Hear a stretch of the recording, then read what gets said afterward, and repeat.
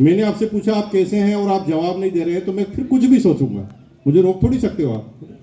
मुझे लग रहा है आपकी बीवी ने आपको मारा होगा, मैं सोच सकता हूँ, मुझे थोड़ी रोक सकता है कोई आप। या तो तुम बोल दो, अगर तुम चाहते हो कि मैं कुछ ना सोचूं तो तुम बोल दो अच्छे हैं कि अच्छे नहीं हैं, 2 शब्दों में कहानी खत्म। चुप रहना क्यों? कैसे हैं आप लोग?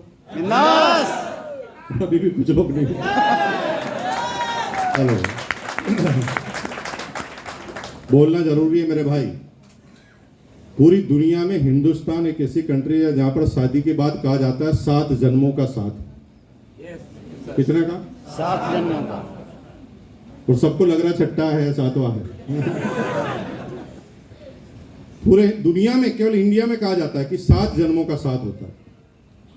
ठीक है, लंदन ब्रिटेन में जाओ तो 15 मिनट की भी गारंटी नहीं, लेकिन यहाँ 7 जन्मों का साथ है। जब रिसर्च हुई तो पता चला खान साहब कि 7 जन्मों का हिंदुस्तान में ही क्यों साथ है, क्योंकि पूरी दुनिया में सबसे ज्यादा पति पत्नी कहीं झगड़ते हैं तो हिंदुस्तान में झगड़ते हैं। पूरी दुनिया में दूसरी जगह झगड़ा ही नहीं होता। दूसरी जगह क्या होता है, थोड़ा सा अगर मन मुटाव होता है तब ब्रेकअप, कहानी खत्म। यहाँ पर क्योंकि कहानी खत्म हो ही नहीं सकती तो यहाँ पर झगड़ा होता है।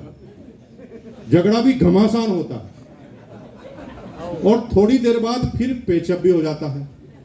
थोड़ी देर बाद सब भूल जाते हैं। जैसे भयंकर झगड़ा हो रहा, अचानक मेहमान आ गए तो आप कभी नहीं बताओगे कि हम झगड़ा कर रहे हैं, है ना?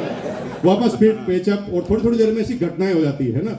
आप तेज झगड़ा कर रहे हैं, एकदम छोटा सा बालक आपका बच्चा आपके पास आ गया और आपसे कुछ पूछने लग गया, तो आप उन चीजों को साइड में रखकर वापस पेचअप करते हैं और जिंदगी की गाड़ी इस तरह चलती जाती है। क्योंकि हम झगड़ा करते हैं, बातें करते हैं, झगड़ा करते हैं, बातें करते हैं, तो जिंदगी चलती रहती है। झगड़ा करने के बाद बात करना बंद कर दो तो जिंदगी खत्म हो जाती। इसलिए जो शादीशुदा यहाँ पर जोड़े आए हुए हैं, मैं उनसे एक आग्रह करना चाहता हूँ कि खूब झगड़ा करो। मतलब कोई प्रॉब्लम नहीं झगड़ा करने में, और झगड़े में थोड़ी कमी है तो दोनों तलवार लेकर आओ एक एक, और जितनी तैयारी करनी है झगड़े की उतनी तैयारी कर लीजिए। लेकिन झगड़ा खत्म होते ही बात करनी है ना, समझो बात को। खूब झगड़ा करो लेकिन झगड़ा खत्म होते ही बातचीत करो, क्योंकि झगड़ा करने के बाद दोनों अलग अलग कमरे में जाकर सो गए तो फिर दोनों कुछ भी सोचेंगे और फिर तलाक हो जाएगा। इसलिए कुछ भी सोचने का मौका ही मत दो। मैं आपसे पूछूं आप कैसे हैं तो फटाफट जवाब दो, ठीक नहीं है तबीयत ठीक है, 2 ही तो जवाब बनते हैं। कैसे हैं आप लोग? बिंदास। अभी भी कुछ चलो धीरे धीरे होगा। मेरा नाम मुकेश कोठारी है। क्या है मेरा नाम? नहीं, मुकेश कोठारी। क्या नाम है? मुकेश कोठारी। क्या नाम है? कुछ लोगों को हंसी आ रही है। ये आदमी है कि पागल आदमी है? तीनों बार एक ही बात बोली, लेकिन तीनों बार अलग तरीके से बोली। देखिए, मेरी अपलाइन बार बार बीसी छाबड़ा जी मुझे कहते हैं कि जब तक तेरा नाम लेने से तुझे गर्व ना हो तब तक समझ लेना दुनिया तेरे पर गर्व नहीं करेगी। और तब से मेरा नाम लेने से मैं गर्व करता हूँ। कोई नहीं होता तो मैं कांच के सामने जाकर कहता हूँ मैं मुकेश कोठारी हूँ, और फुल कॉन्फिडेंस हो जाता हूँ। आपके माँ बाप ने आपका जो भी नाम रखा ना, रामलाल, श्यामलाल, मोहनलाल, भजनलाल, सरिता, बबीता, ललिता, जो भी आपका नाम रखा, भगवान ने, आपके माँ बाप ने बहुत सोच समझ कर रखा है। तो इस पर गर्व महसूस होना चाहिए ना होना चाहिए। और गर्व महसूस होगा तो गर्व जैसे काम करोगे, गर्व महसूस नहीं होगा तो गर्व जैसे काम नहीं करोगे। तो मैं अपनी बात को कंटिन्यू करूंगा, उससे पहले मैं अपनी डॉटर को यहाँ पर बुलाऊंगा, जिसका नाम अंजलि कोठारी है, और बचपन से ही बड़ी स्कूलों में उसने एजुकेशन ली है।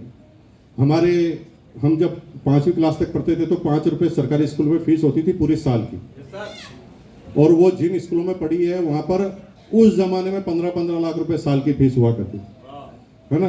बिट्स के अंदर वो पढ़ी, बिट्स के पढ़ने के बाद अमेरिकन इंस्टीट्यूट में वो पढ़ी, और 1.5 करोड़ रुपए उसके एजुकेशन में लग गया। हाईली एजुकेशन लेने के बाद कभी उसने ये नहीं कहा कि मैं आरसीएम करूंगी। उसके मन में क्या बात थी वो बताएगी अभी स्टेज पर आकर। लेकिन पिछले 2 साल से ऐसा घटनाक्रम घटा कि जब उसने पढ़ाई करने के बाद अपनी चालू की इंटर्नशिप, तो शुरुआत में ट्रेनिंग पीरियड में उसकी सैलरी 1 लाख रुपए थी। ट्रेनिंग में पर मंथ 1 लाख की सैलरी थी। पीआर का काम उसने किया। प्रियंका चोपड़ा, जिसका नाम आपने सुना, उसकी वो पीआर रह चुकी है। अनिल कपूर की पीआर रह चुकी है। सेलिब्रिटी के साथ उसका रहना उठना रहा है। पीआर का मतलब ये होता है कि पब्लिक के साथ जो रिलेशनशिप होती है किसी सेलिब्रिटी की, वो पीआर डिसाइड करता है। अब आपको समझ में नहीं आता तो मैं थोड़ा क्लियर करता हूँ। जैसे मोदी जी हमेशा छोटी दाढ़ी रखते हैं, लेकिन कोविड के दौरान उन्होंने अपनी दाढ़ी बढ़ा ली थी, याद है किसी को? इतनी बड़ी कर दी थी, है ना? तो बेसिकली ये मोदी जी का आइडिया नहीं होता, वो पीआर का आइडिया होता है।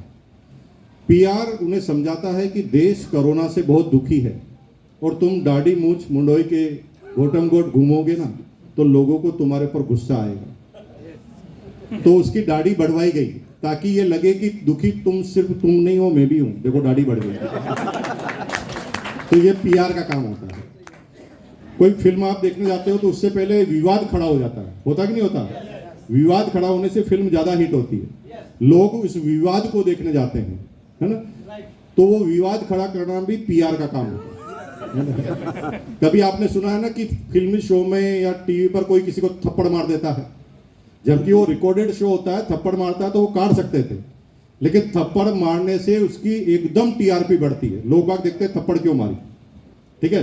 तो ये पीआर के स्टंट होते हैं। आम आदमी कुछ नहीं समझता, आम आदमी देखता है यार बहुत भारी झगड़ा हो गया, झगड़ा नहीं होता, दोनों मिले हुए होते हैं, उसको भी पता होता है थप्पड़ मारेगा, स्क्रिप्ट राइटिंग। तो ये पीआर का काम होता है कि पब्लिक को क्या दिखाना है, ये पीआर का काम होता है। तो पीआर का जॉब उसने किया। 2 साल जॉब करने के बाद जब कंपैरिजन हुआ तो वो आगे की कहानी बताएगी कि वो सब कुछ, इतना कुछ अपना साम्राज्य छोड़कर, मतलब मात्र अगले 10 साल में उसकी सैलरी 25 लाख रुपए पर मंथ होती, जो इस काम को वो कर रही थी। लेकिन वो सारा काम करने के बाद भी, पीआर बनने के बाद भी वो आरसीएम में क्यों आई, उसकी जुबानी हम सुनेंगे, ताकि हमारे यहाँ पर जो महिलाएं हैं, हमारे यहाँ पर जो बहनें हैं, जो यंगस्टर हैं, वो समझ पाए कि जिस दुनिया में तुम कदम रखने वाले हो ना, वो कदम रखकर वापस आइए, तो आपको समझ में आएगा कि क्या हुआ था। तो आपकी जोरदार तालियों के बीच में मैं बुलाने जा रहा हूँ मैडम